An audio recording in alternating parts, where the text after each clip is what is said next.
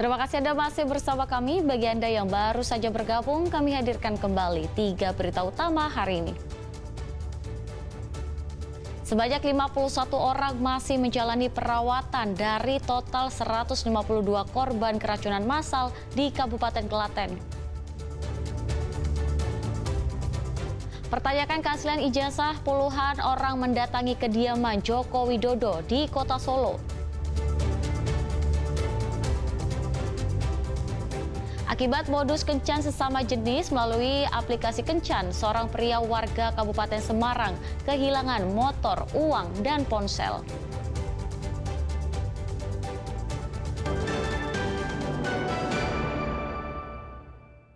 Ya, terkait keaslian ijazah, puluhan orang mendatangi kediaman Joko Widodo di Kota Solo.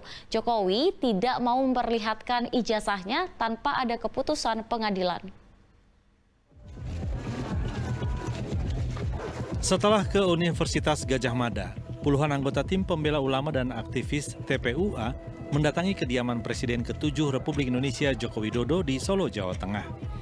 Selain bersilaturahmi, mereka juga ingin melihat ijazah Joko Widodo yang menjadi polemik. 3 orang perwakilan TPUA sempat berdialog dengan Joko Widodo secara tertutup. Namun hingga akhir pertemuan, mereka tidak diperlihatkan ijazah mantan orang nomor 1 di Indonesia ini. Jokowi hanya meminta pihak yang meragukan ijazahnya untuk membuktikan.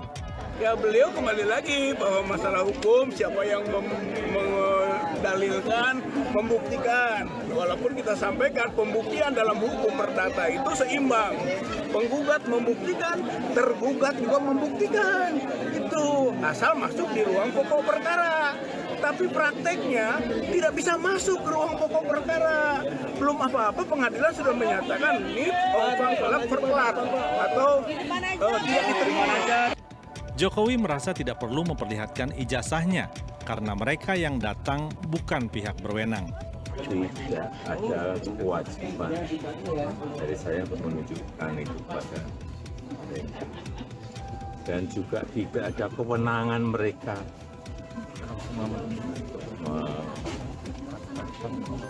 mengatur saya untuk menunjukkan ijazah asli yang saya miliki. Sebaliknya, Jokowi mempertimbangkan mengambil tindakan hukum kepada mereka yang meragukan ijazah miliknya. Tuduhan mereka dianggap sebagai pencemaran nama baik oleh Jokowi. Sebelumnya, massa TPUA juga mendatangi Universitas Gadjah Mada, Yogyakarta. Namun pihak kampus juga tidak mau memperlihatkan salinan ijazah maupun dokumen pendukung yang menguatkan bahwa Joko Widodo pernah kuliah dan lulus dari Fakultas Kehutanan kampus tersebut. Heri Prasetyo melaporkan dari Solo, Jawa Tengah. Sebelum bertemu dengan tim pembela ulama dan aktivis, Joko Widodo sempat memperlihatkan ijazah SD, SMP, SMA, dan universitas kepada sejumlah wartawan. Namun, Jokowi meminta wartawan tidak membawa kamera selama pertemuan berlangsung. Berikut keterangan salah seorang wartawan yang sempat melihat ijazah Jokowi.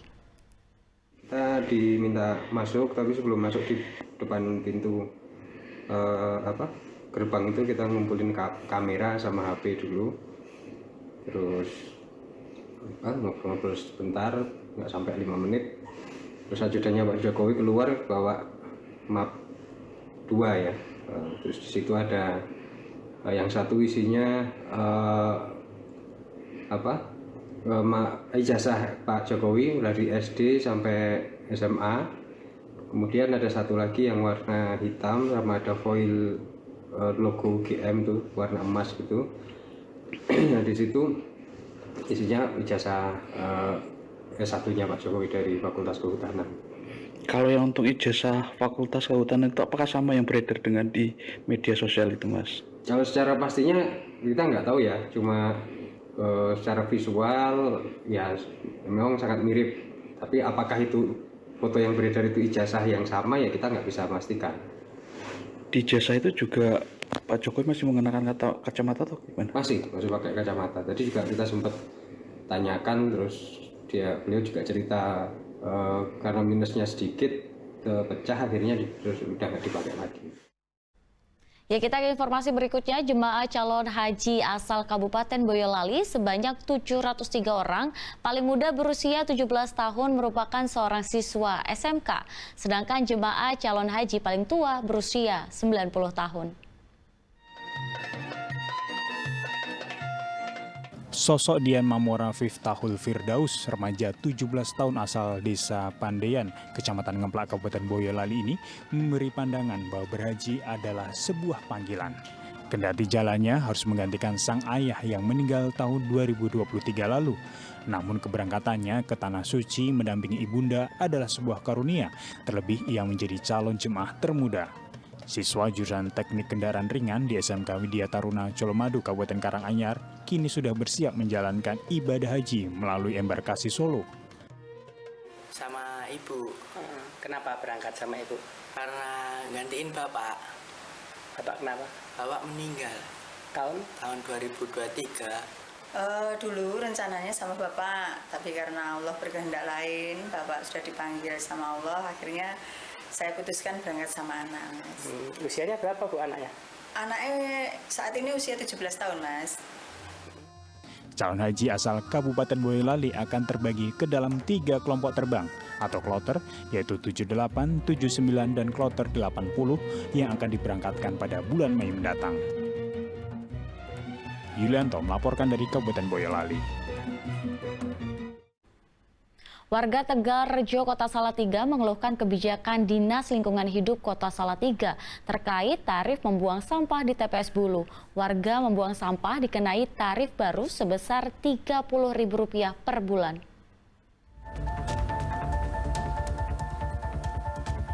Warga Kelurahan Tegal Rejo, Kecamatan Argomulyo, Kota Salatiga dibuat kaget saat mengetahui bahwa membuang sampah di TPS Bulu kini dikenai tarif baru sebesar Rp30.000 per bulan.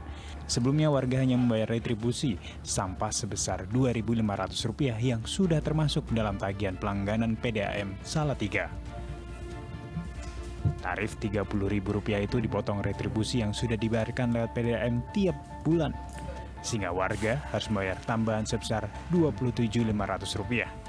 Namun sejak Selasa lalu, kebijakan baru mulai ditetapkan tanpa adanya sosialisasi kepada warga.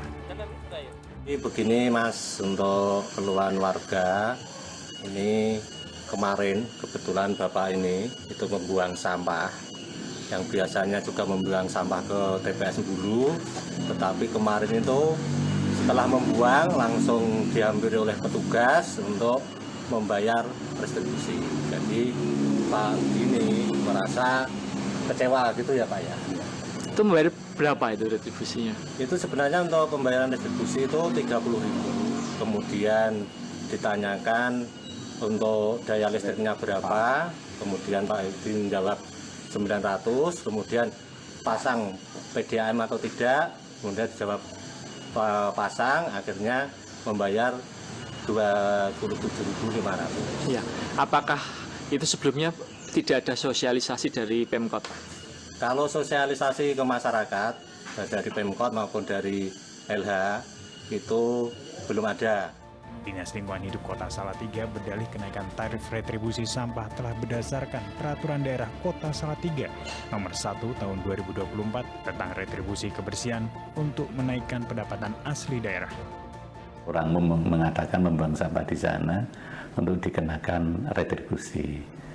Untuk penentuan pengenaan retribusi ini berdasarkan Perda Pemerintah Kota Salatiga Nomor 1 Tahun 2024 tentang retribusi kebersihan. Nah, retribusi kebersihan ini khusus yang kita terapkan di TPS Bulu berkenaan dengan masing-masing warga di sekitar atau yang lain yang membuang di sana, maka mereka akan dikenakan pembayaran untuk pembuangan sampah di sana. Warga padahal sudah patuh membuang sampah di TPS dan tidak membakar sampah sembarangan. Namun kebijakan kenaikan tarif yang tiba-tiba ini dinilai membebani. Yulianto melaporkan dari Kota Salatiga.